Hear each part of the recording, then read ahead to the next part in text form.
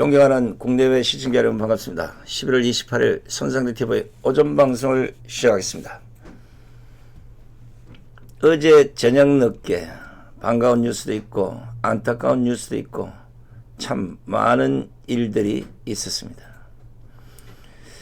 제가 유재수 구속을 기다리면서 스튜디오에서 소식이 날아올 걸 학수고대하고 있을 때 구속이 됐다는 이 소식 여러분에게 전해드린 지 얼마 되지 않아서 집에 도착할 쯤 되니까 한국당 한교안 대표가 단식투쟁 8일째인 어제 오후 11시 7분경에 의식을 잃고 서울 신촌 세브란스 병원으로 긴급 후송되었다는 소식이 또 답지했습니다.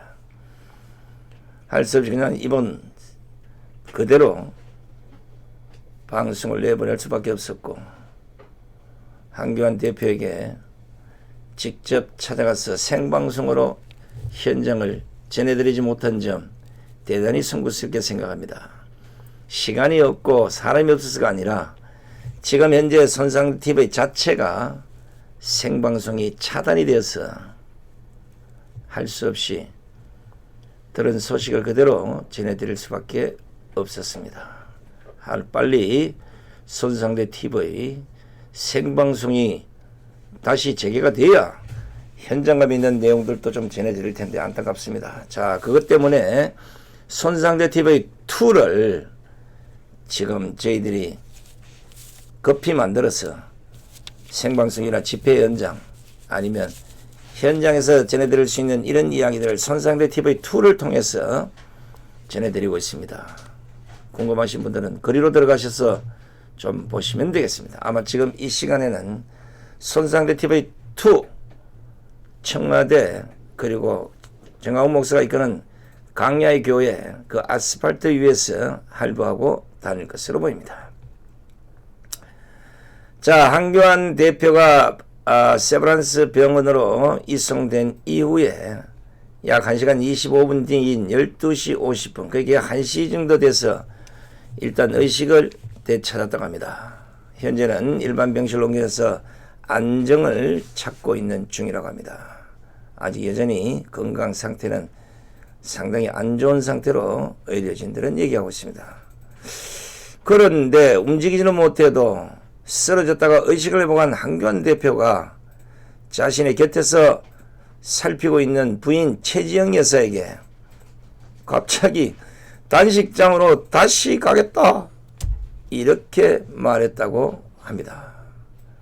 한국당 의원들에 따르면 한 대표가 단식을 계속하겠다고 고집을 하자 부인 최지영 여사가 그러다 진짜 죽는다면서 아들과 함께 말리는 상황까지 벌어졌다고 합니다. 한교안 대표께서는 단식을 다시 하더라도 일단 건강부터 되찾고 해야 될 것 같은데 얼마나 독한 마음을 먹었으면 의식이 돌아오자마자 다시 단식을 하겠다고 하겠습니까? 아무쪼록 이제 지난 8일간에 보여준 그 단식의 진정성은 대다수 국민들이 알고 있는 것인 만큼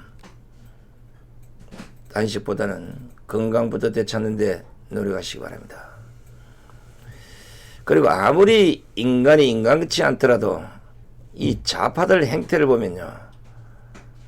그 각 신문에 한교안 대표 뭐 병원 이성중 그 댓글단 가면 보십시오. 이거는 빨갱이 새끼들도 아니고 흉악합니다. 흉악해. 인간으로서는 할 수 없는 그런 것들을 댓글로 도배를 해놨습니다. 이 제2의 드루킹이 또 있는 것 같아요. 아무리 봐도요. 한심한 인간들이 대한민국의 좌파란 걸 좀 아시기 바랍니다. 그리고 우파들끼리 싸울 게 아니라 바로 그런 데 들어가서 좌파들 댓글하고 한번 싸워보세요. 황당무계합니다. 도배를 해서 도배를. 입에 담기조차 혐오스러운 이런 댓글들 이런 것들 좀 안 잡아가나 이거? 자, 한교안 대표의 소식은 다시 또 새로운 것이 전해오는 대로 시청자 여러분들에게 전해드리게 하고 오늘은 이 비정한 문재인 정권의 추잡스럽고 더러운 면을 다시 한번 주도 면밀하게 분석을 해서 그 민낯을 여러분들에게 다시 한번 까드릴까 합니다. 나라가 개판이 다 됐습니다. 더 망하기 전에 나라를 구하지 않는다면 대한민국은 폭삭망할 수 있습니다. 어제 유재수가 구속되면서 청와대가 발칵 뒤집어졌을 것이라고 예상은 되지만, 그런데 청와대가 지금 유재수를 신경 쓸 겨를이 없을 것 같다는 생각입니다. 유재수 구속보다 더 심각한 일이 벌어졌기 때문입니다. 바로 청와대 하명 수사 의혹이 일고 있는 김기현 울산시장에 대한 첩보 수사. 이거 제가 보기에는 문정권의 대형 게이트로, 아니면 선거농단의 심각한 문제 때문에 문재인 정권이 탄핵당할 가능성도 있습니다. 사실 어제 청와대 고민정이 나와서 김기현 울산시장과 관련된 비첩보가 청와대에서 경찰로 전달돼서 하명수사가 이루어졌다는 그 의혹에 대해서 사실 무근이라고 말을 하더라고요. 그리고 기자들에게 메시지를 보내서 당시 청와대는 개별 사안에 대해 하명수사를 지시한 바 없다.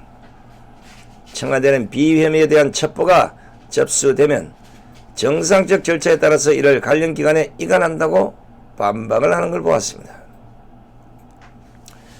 그러나 이것이 얼마 되지 않아 모두 거짓말로 드러나고 있다는 사실입니다. 알고 보니 이것이 청와대 반부패 수사부가 외부를 통해서 첩보를 입수한 것이 아니고 백원우 대통령 민정비서관이 박영철 반부패 비서관에게 전달을 한 것이 발각된 것입니다. 즉 문재인의 민정비서관이 김기현 울산시장에 대한 첩보 보고서를 만들고 이것을 조국 민정수석실에 박영철 반부패 비서관에게 전했다는 거 아니겠습니까?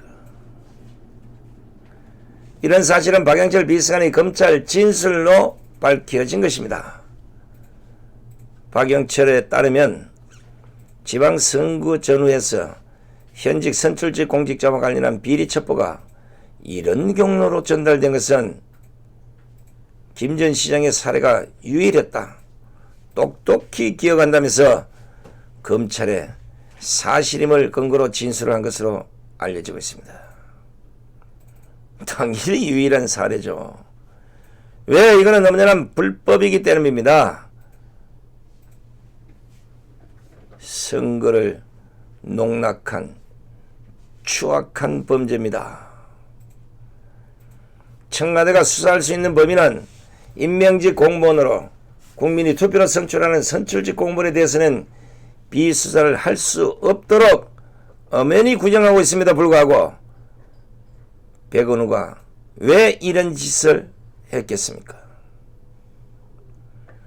청와대가 선출직 공무원까지 비위 수사를 한다면 어디 대한민국 국민 중에 청와대 무서워서 누가 문재인에게 큰 소리를 낼 수 있겠습니까? 저것들을 붙잡아가겠죠. 그렇기 때문에 상권분립 차원에서도 청와대가 선출직 공무원에 대해서는 비위 수사를 할 수 없도록 만들어 놓은 것입니다. 하지만 이것이 조국 민정수석실에서 한 것도 아니고 문재인의 민정비서관인 백원우가 비보고서를 만들어서 민정수석실의 반부패 수사부에 전달했다는 것은 엄연히 불법 선거 개입에 상권 분리까지 훼손시킨 이 정권 통째로 탄핵감입니다.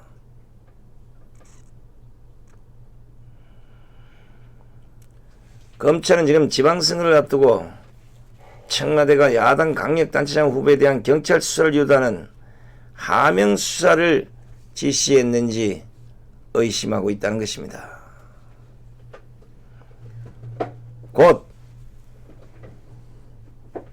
현재 더불어민주당 민주연구원 부원장을 맡고 있다는 이 백원우를 불러서 첩보 보고서를 건넨 경위와 입수 경로를 조사할 방침이라고 합니다.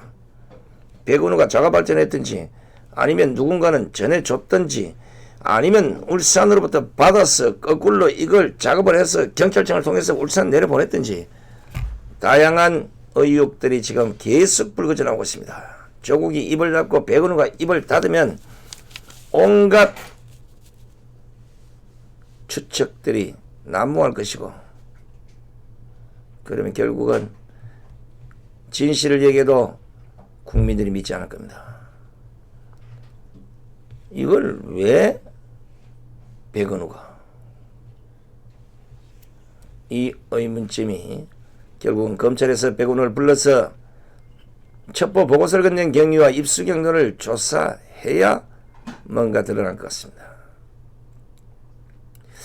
백은우 이자가 참 아무리 봐도 이거 좀 수상합니다. 유재수 사건부터 청와대 하명수사 사건까지 계속해서 등장하고 있습니다. 이 정권 초기에도 백은우 숱하게 거론됐던 인물 아닙니까?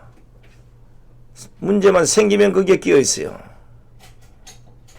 그런데 말씀드린 것처럼 백은우가 누굽니까?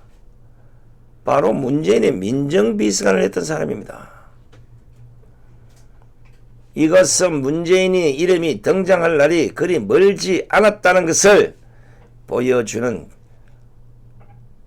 이 정황이라 해야 되나, 아니면 기운이라 해야 되나, 김새라 해야 되나, 하여간 문재인 이름이 등장할 날이 그리 멀지 않았다는 사실입니다. 적어도 민정비서관이라면, 제가 보기에는 문재인에게 보고를 안 했다면 백은우는 참으로서 자격이 없는 사람이 거기 앉아 있었던 것이고, 보고를 했다면 문재인이 지시에 의해서 했을 것이라면 문재인이 탄핵감입니다. 더더욱이나 지금 그 지방선거를 앞두고 송철호와 관련된 이런 문제를 백은우가 보고를 안 했을까? 한번 알아보겠습니다. 자, 그럼 이 시간에 이 사건이 어떻게 진행된 것인지 표를 통해서 여러분들에게 좀 상세하게 설명을 드려보겠습니다. 지금 화면에 나오는 것처럼 표를 잘 보시면 백은우 당시 대통령 민정비서관이 박영철 반부패 비서관에게 김기현 시장과 관련된 첩보 보고서를 전달했습니다. 그리고 반부패 비서관이던 박영철은 이철성 당시 경찰청장에게 공문 처리도 하지 않은 채로 봉투에 담아서 청와대 파견 경찰을 통해서 경찰청에 하달했다는 것입니다. 이철성, 야, 이제 조사받게 생겼네. 나를 잡아야 할 테니 역시 한번 봅시다. 그리고 그 당시 경찰청장이었던 이철성은 항운하 당시 울산경찰청장에게 첩보 보고서를 제출한 뒤 고발장을 제출했고, 항운하는 울산시청을 압수수색했고, 더 나아가 박영철에게 압수수색 계획 포함 수사 진행 상황 보고까지 한 것이 지금까지 밝혀진 사실들입니다. 거기다가 더 가가는 것은 수사 과정에서 청와대가 김 전 시장 경찰 수사가 지지부진하다는 질책성 내용까지 이 보고서에 담겨 있는 것으로 밝혀졌습니다. 청와대가 선출직 공무원에 대해서 비접수를 한 것부터가 불법이지만, 어제 고민정이 말했던 것처럼 단순히 하달한 것이 아니라 청와대가 질책까지 했다면 이건 엄연히 청와대가 수사에 개입했다는 결정적인 증거가 되는 것입니다.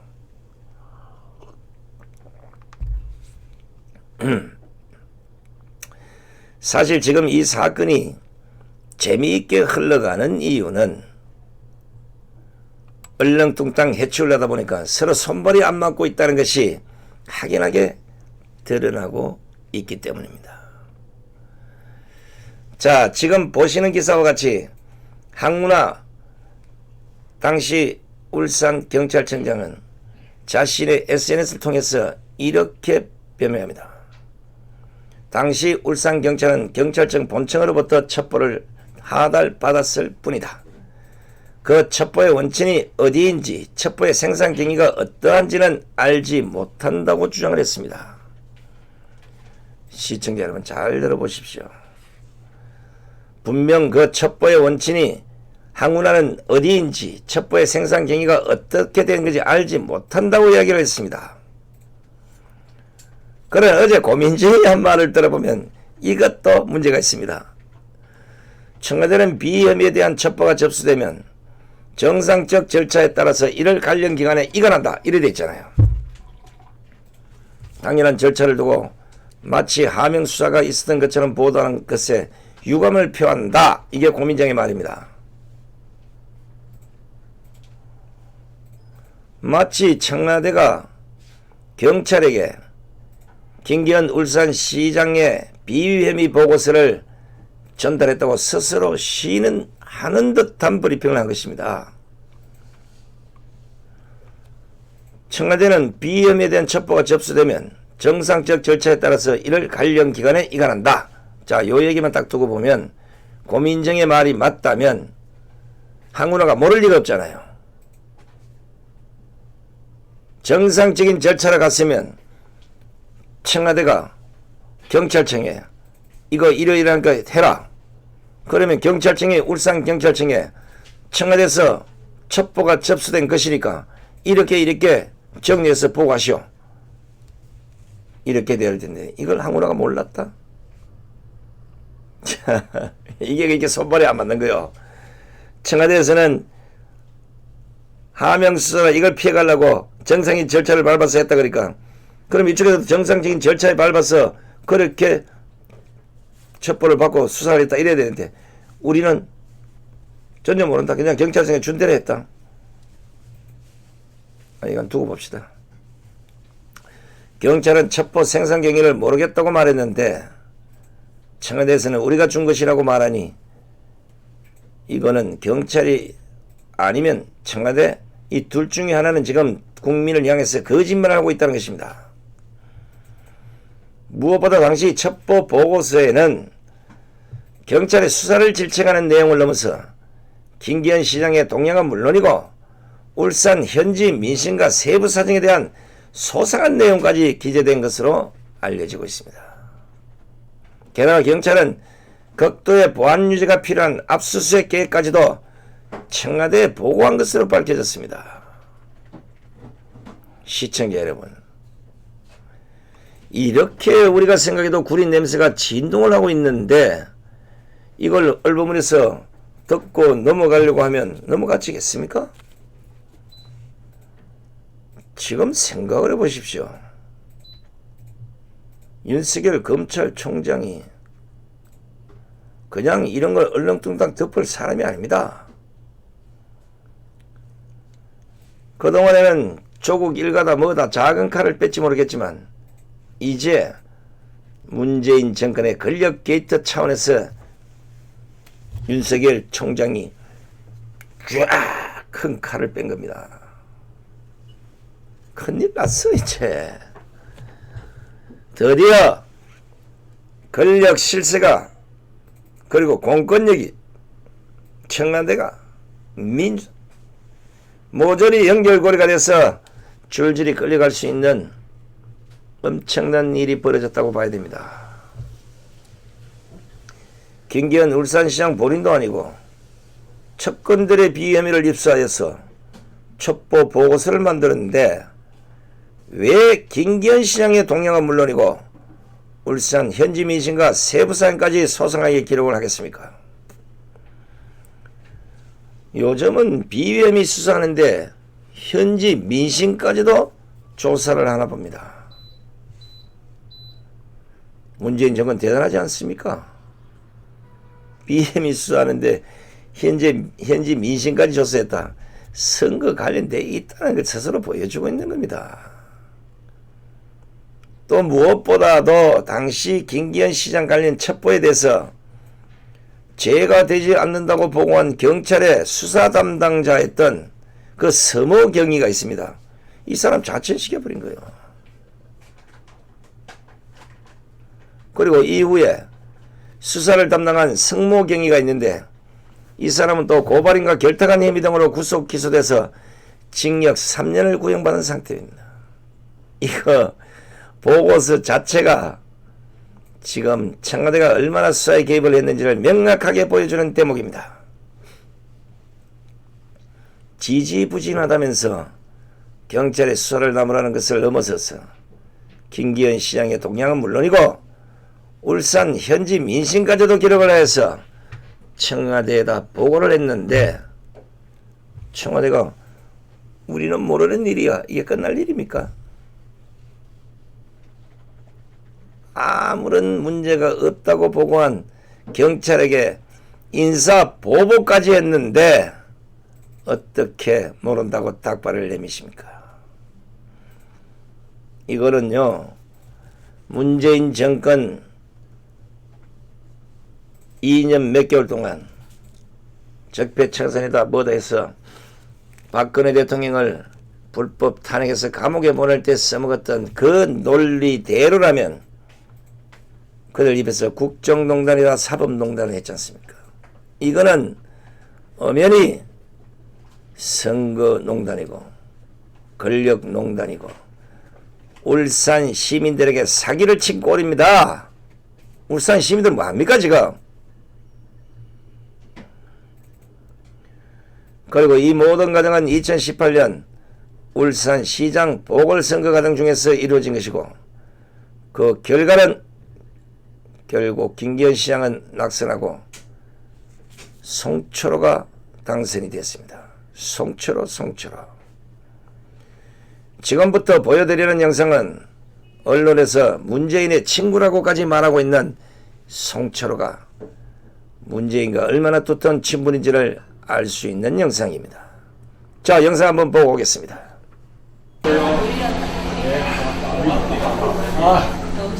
예. 더우니까 이렇게 손님들도 별로 없어서. 이게 민심입니다. 아이고, 예. 우리 최고입니다. 이게 민심입니다. 고맙습니다. 아이고, 또 도망갈 때까지 내려왔습니다. 고생 많이 뭐랄까요? 그 공과 사를 아주 잘 가리는 아주 정확한 그런 인상으로 지금 기억이 됩니다. 예, 아무튼 이렇게 인연을 노무현 대통령, 문재인 의원, 지금의 송철호 후보가 이제 인연을 맺어서 이제 변호사로 하다가 이제 노무현 대통령이 먼저 어째 이제 정치인의 길을 걷게 되죠. 그래서 두 분의 일화를 보면은 그 시대가 그 50 아주 음혹했던 시절이거든요. 그럴 때 저와 이제 노무현 당시 이제 변호사님 우리가 인권 변호 활동하면서 부산, 경남, 심지어 뭐 대구, 구미 이런 데까지 사건을 제가 맡고 있었는데 우리 이제 송 변호사님이 가세를 해주신 거죠. 처음 변호사 자, 보신 해당 이 영상은 지난 2014년 7월 30일 그러니까 730 재보궐 국회의원 선거에서 문재인이 송철호 국회의원 유세 현장을 지원해주는 모습입니다. 영상에서 보시는 것처럼 단순히 토크 콘서트만 같이 한 것이 아니라 전통시장 비싼데 그런 데까지 같이 다니면서 지원 유세를 해주고 있는 모습 아니겠습니까?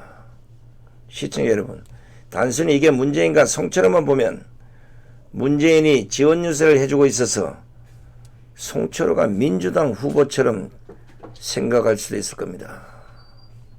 착각할 수도 있어요. 그런데 절대 아닙니다. 당시 송철호는 민주당 후보가 아니라 무소속 후보로 나왔던 인물이었습니다.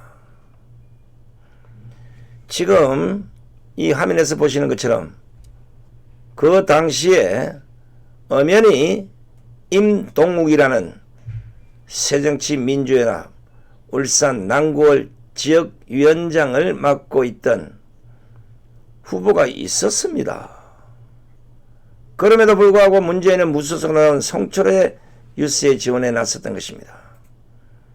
임동욱 기호 2번, 송철호 기호 5번, 당시 새정치민주연합이 기호 2번, 무소속이 기호 5번. 그런데 왜 문재인이 새정치민주연합 후보인 임동욱의 지원 유세가 아닌 송철의 유세를 지원했겠습니까? 문재인은 당시 새정치민주연합의 초선 의원으로 향후에는 새정치민주연합의 당대표까지 했습니다. 즉 자신의 정당 후보가 아닌 어쩌면 경쟁자였던 무소속 후보인 사람을 지원 유세까지 해줄 정도로 친분이 두터운 사이였던 것입니다. 자, 이쯤 되면 냄새가 샤샤샤 이렇게 올라오지 않습니까? 정당에서 이런 일이 있을 수 없는 일이에요. 자신의 정당의 후보가 공식적으로 출마해서 지원 유세를 하고 있는데도 불구하고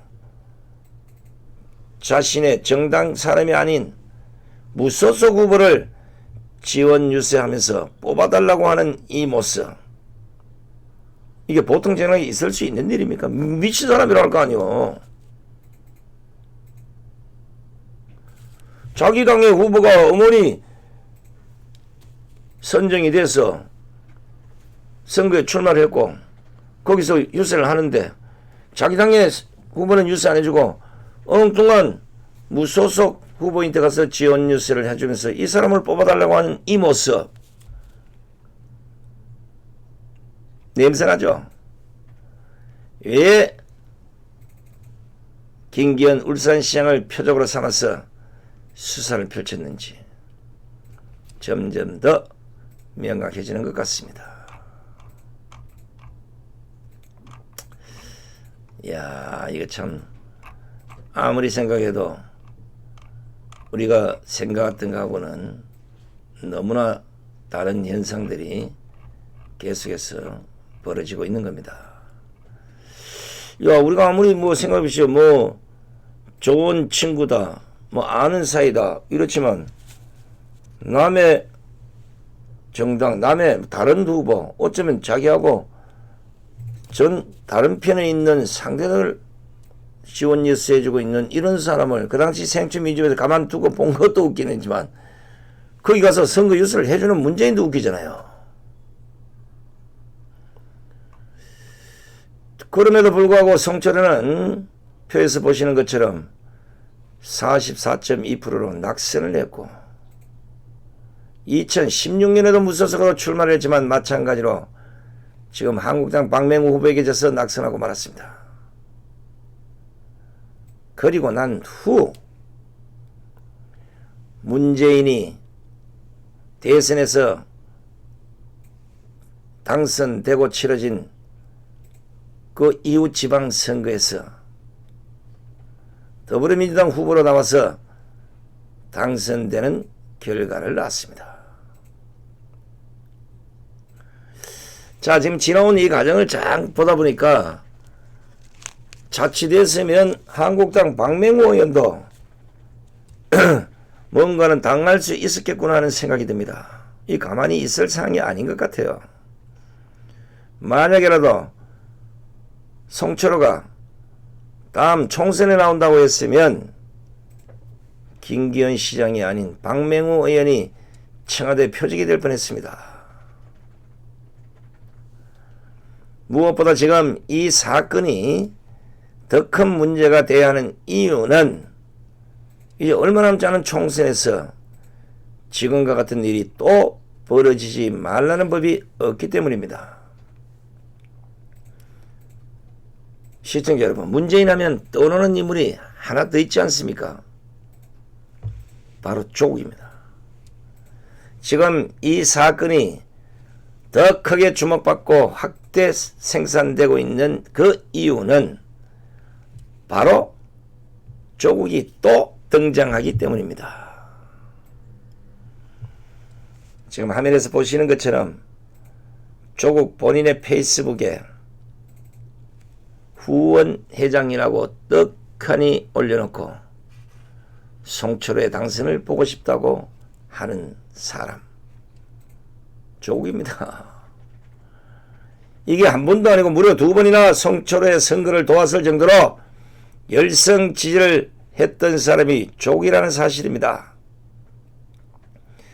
첫 번째는 송철호가 2012년 당시 민주통합당 소속 후보로 울산 중구 국회의원 선거에 나섰을 때 선거 대책 본부장을 맡으면서 지원군 역할을 한 게 첫 번째고, 두 번째는 그로부터 2년 뒤인 울산에서 열린 재보궐선거에서도 조국은 송철호의 후원회장을 맡으면서 선거 운동을 도왔던 인물입니다. 여기서 끝났으면 좋았겠지만 이것도 끝이 아닙니다. 지금부터 잘 들어보셔야 됩니다. 조국이 차기 법무부 장관으로 내정된 올 8월 조국의 곁에 바로 송철호가 아닌 송철호의 사위가 있었다는 사실입니다. 이 송철호의 사위는 검사 출신으로 지난해 2월에 법무부에 파견이 되고 조국의 인사청문회 준비팀에 들어간 뒤에 조국의 신상을 담당했습니다. 그리고 조국의 가족관계부터 개인사 등 세세하고 내밀한 정보를 송철호의 사위가 관리하고 파악했던 것으로 알려지고 있는 겁니다. 시청자 여러분, 이 부분만 보더라도 조국과 송철호가 얼마나 친분이 두터운지를 충분히 알 수 있는 대목입니다. 당시 조국 일가의 범죄 혐의 보도가 계속해서 나오고 있는 그 시점에 조국 본인의 가족 관계부터 개인사까지 관리해줬던 사람이 바로 송철호의 사위였던 것입니다. 물론 사위니까 의혹을 받을 수도 있지만 그 사위가 어떻다고. 요거는 이제 좀 있으면 수사가 시작되면 이리저리 고구마 캐듯이 캐보면 나오겠죠. 제가 왜 이 말씀을 드리냐면 이런 걸 찾아보면 문재인 정권이 우리가 생각했던 것보다 너무도 무섭다는 사실입니다. 자신을 지지하지 않았던 사람들을 탄압하는 것을 넘어서서 이제는 자신의 측근들을 임명직도 아니고 선출직으로 당선까지 시키려고 전방위적으로 수사까지 펼치는 모습, 이런 걸 여과 없이 보여주고 있는 겁니다. 이렇게 의심할 만한 명확한 정황 증거가 꽉 차 있는데도 불구하고 여전히 문재인은 자신의 문제에 대해서 아무런 말을 하지 않고 있습니다. 그리고 고민정은 공개 브리핑도 아닌 기자들에게 문자 하나 보내놓고 지금까지도 모른 척하고 있습니다. 윤석열 검찰총장의 압박하고 그렇게 대한민국 검찰을 씹어대더니 이제 윤석열 검찰이 끝장을 볼 생각으로 법대로만 수사를 한다면 이것은 제가 보기에는 문재인 정권의 권력 게이트, 문 게이트가 되지 않겠느냐 예상을 해보는 겁니다. 사실 지금 이게 김기현 시장만의 일로 끝나지 않았기 때문에 지금 문재인 정권이 얼마나 무서운지를 국민들에게 여과 없이 보여주고 있는 것입니다. 이미 작년 6.13 지방선거를 앞두고 부산 경남 PK 지역에서 야당 후보 기획 수사설 이런 소문이 난 바 있습니다. 아니나 다를까 김기현 울산시장을 넘어서 경남지방경찰청 또한 당시 조진래 창원시장 채용비리 의혹을 수사 중이라면서 수원 통보를 해왔던 것입니다. 결국 이 수사로 인해서 당시 창원시장 선거에서는 노무현 정권에서 청와대 비서관을 지낸 허성무 후보가 당선이 됐고 화가 치밀어 오른 조진래 후보는 낙선한 뒤 그 분을 삼키지 못하고 스스로 목숨을 끊었습니다. 얼마나 무섭습니까?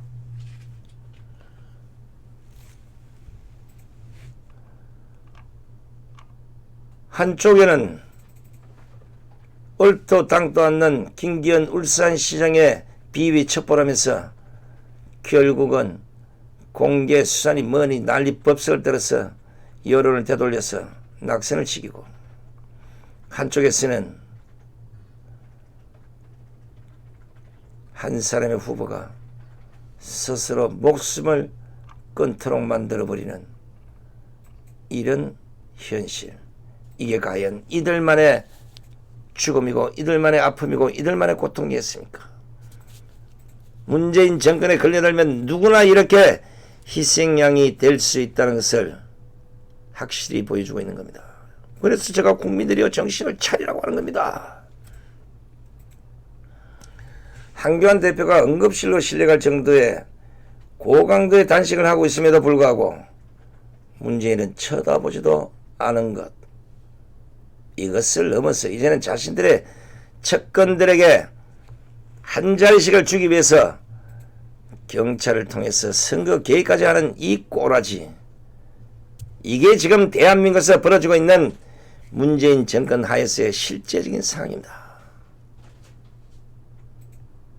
독재도 이런 독재가 없고, 망가져도 이렇게 망가진 정권이 없고, 돌아도 이렇게 마구잡이로 돌아서 되겠습니까? 이게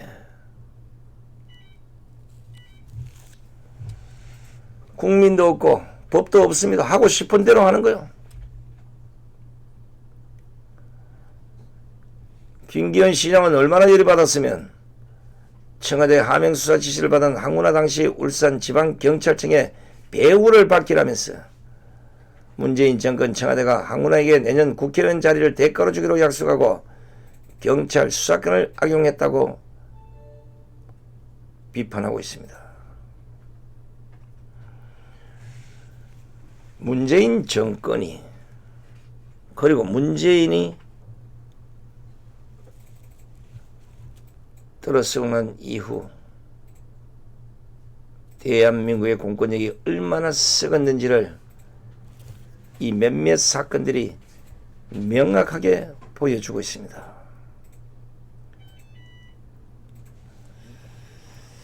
자, 그렇다면 지금 이 모든 진실을 말을 해야 하는 사람은 바로 조국입니다. 자신의 일가에 대한 범죄 혐의를 넘어서 유재수 감찰을 무마시켜준 의혹, 이제는 불법 선거 개입까지, 이 사건의 중심에 조국이 있다는 사실입니다. 제가 보기에는 조국 본인도 이거 잘 결정해야 합니다. 뭐 엄청난 자기가 충신인 줄 알고 문재인 지켜주려다가 자칫하면 본인이 온팡 다 뒤집어 쓰고 감옥 가서 10년, 20년 살아보면 이 정권 누구 하나 조국 챙겨주는 사람 없을 것입니다. 내가 감옥에서 들은 얘기 중에 하나 정답. 당신이 민족투사처럼 감옥에 들어와 있어도 초장에 여러 사람 몰려서 당신한테 면회오지, 당신 2년 3년만 살아보면 결국은 당신을 찾아오는 사람은 당신 집사람이나 가족밖에 없을 것이요. 사람은 어느 정도 맞는 것 같더라고요. 조국씨, 이 내 말 가슴 속에 새겨 두시오. 그리고 온빵 혼자 다 뒤집어 쓰고 마침 민주화의 하신처럼 영원히 감옥에 살려면 그렇게 하시고, 세상사 이치가 다 그렇잖아요. 원님 집에 개가 죽으면 문상 오는 사람이 문전성시를 이루고, 정작 원님이 죽으면 한 사람도 오지 않는다는 겁니다. 원래 세상사라는 것이 권력과 힘이 있을 때는 많은 사람들이 알랑방구 끼면서 왔다리 갔다리 하지만, 건 떨어지고 권력 떨어지고 아무도 쳐다보지 않는 이런 자리에 앉아있으면 세상사 누가 쳐다보겠습니까? 이런 것이 가장 강하게 나타나는 조직이 바로 정치권이기 때문입니다. 조국씨, 내 말 벌러 들으시면 안 됩니다. 그나마 조국 자신이 이 모든 쓰나미적 파도를 덜 맞을 수 있는 것은 조국에게 정말로 지시한 그 실체가 누구인지를 폭로해버린 겁니다. 그러면 조국 본인은 물론이고 더 나아가 조국 가족까지도 지킬 수 있는 길이라는 거. 조국이 오늘 이 방송을 본다면 제 말을 절대 잊어서는 안 됩니다. 이제 이름값 좀 해야지. 그동안 문재인 정권을 위해서 했는데 결국은 감옥 갔는데 이제는 당신 이름에 똑같은 대한민국이라는 이 조국을 지키기 위해서도 난 내 스스로 한 게 아니야. 이 사람 나한테 시켰어. 폭로해버리는 거야. 살려고 하면 죽는 것이고 죽으려고 하면 사는 것이 돼 있어. 지금 제가 말하는 것은 무고한 사람에게 그 죄를 뒤집어 씌우라는 것이 아닙니다. 자신이 알고 있는 그 모든 것을 검찰에게 있는 그대로 진술함으로써 조국 본인이 그렇게 말했던 정의를 당신부터 꼭 지키라고 충고하고 있는 것입니다. 지금은 일갑일이 유재수 사건 선거 개입이지만 조국이 끝끝내로 입을 열지 않는다면 제가 보기에는 이보다 더한 사건들이 터질 것임 본인도 알고 있을 거예요. 이른바 문 게이트. 정권이 날아갈 수 있습니다. 이 정권의 실세들 모조리 서청대로 갈 수 있어요. 가면 다 내보다가 쫄병들이야. 지금은 조국이 사냐 죽느냐의 문제가 아니라 윤석열 총장이 문재인과의 싸움에서 사느냐 죽느냐의 싸움이라고 봅니다. 조국은 그 가운데 있는 겁니다. 그러니까 조국이 하루빨리 덜 고통받고 부인에게도 그 고통을 더 이상 증가시키지 않으려면 자신이 한 일에 대해서 있는 그대로 자백을 하고 자신에게 그 엄청난 선거 개입에 이런 문제를 유발시키도록 지시한 그 몸통, 그 실체를 폭로함으로써 이 모든 사건을 해결할 수 있도록 하는 것이 당신이 민정수석과 법무부 장관을 지냈던 한때 고위 관료가 해야 될 일이라고 봅니다. 지금 사실 패스트트랙 때문에 국회가 떠들썩해야 하는데 오히려 청와대 이야기로 떠들썩해지고 있지 않습니까? 더 떠들썩해져야 돼요. 그래서 백운호 부르고 뭐 부르고 이러다 문재인께 다 불렀어.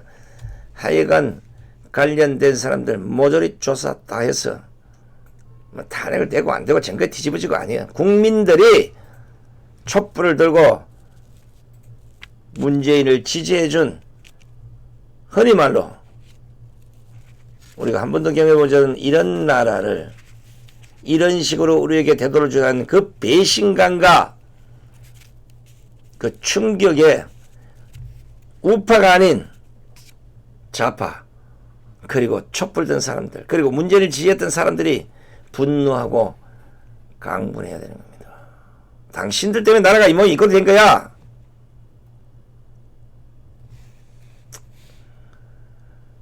세상을 아무리 못 봐도 친구 강당 간다고 걸음지고 장애가 따라가는 꼬라지가 돼서는 안 되잖아요.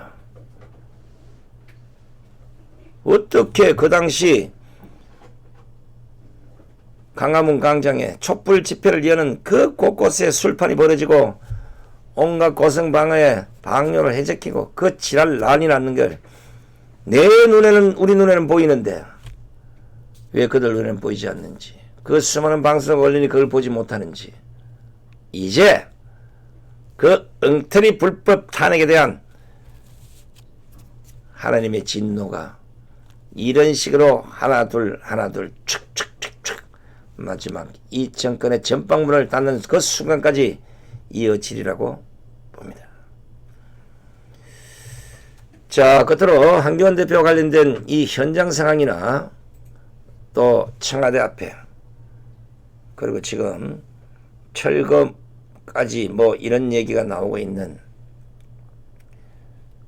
청와대 앞, 노숙, 농성 현장, 하여튼 다양한 이런 것들은 손상대 TV2를 통해서 보도를 해드리고 있으니까 궁금하신 분들은 그쪽으로 들어가셔서 좀 봐주시기 바랍니다.